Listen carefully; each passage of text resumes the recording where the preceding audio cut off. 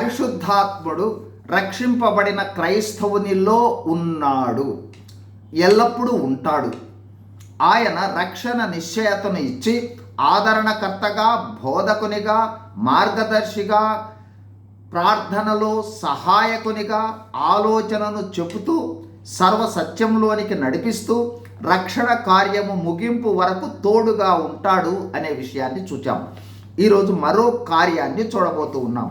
యోహాను సువార్త 16:7. నేను వెళ్ళిపోవుట వలన మీకు ప్రయోజనకరము, నేను వెళ్ళని ఎడల ఆదరణకర్త మీ యొద్దకు రాడు, నేను వెళ్ళిన ఎడల ఆయనను మీ యొద్దకు పంపుదును. ఈ వాక్యములో పరిశుద్ధాత్మకు వాడబడిన పదము ఆదరణకర్త. ఈ ఆదరణకర్త అనే పదానికి మరో అర్థము సహాయకుడు.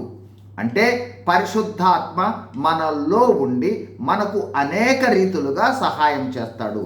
ఆయన చేయు అనేక సహాయాలలో కొన్ని.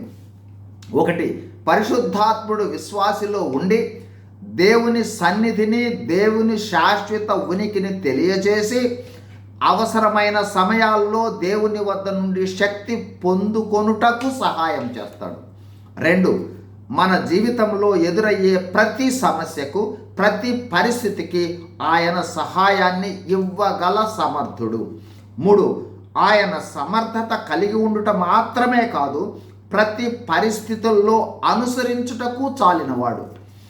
4, నీవెవరివైనా సరే, స్త్రీవైనా, పురుషునివైనా, ఒంటరివైనా, ఏ విధమైన ఉద్యోగం చేస్తున్నా, ఏ వయసు కలిగి ఉన్నా, ఏ పరిస్థితుల్లో వెళుతూ ఉన్నా, మనకు చాలినంత సహాయాన్ని పరిశుద్ధాత్మ దేవుడు దయచేస్తాడు. 5, దైవికమైన జ్ఞానాన్ని దయచేసి దైవికమైన స్వరము వినుటకు అవసరమైన సహాయాన్ని అందిస్తాడు.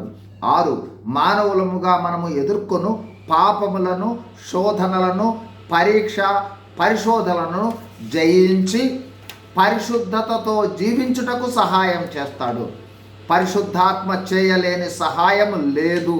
అలాంటి పరిశుద్ధాత్ముడు రక్షింపబడిన తోడనే క్రైస్తవుల్లోనికి వస్తాడు. ఏ సహాయమైనా చేస్తాడు. కావున ఎల్లప్పుడూ ధైర్యంగా, నెమ్మదిగా ఉందాం. వింటున్న నీకు ఇంకా రక్షణ అనుభవం లేనట్లయితే నేడే పశ్చాత్తాపంతో యేసు ప్రభువును అంగీకరించి రక్షణ వరాన్ని పొందుకున్న మనవి. God bless you. Thank you.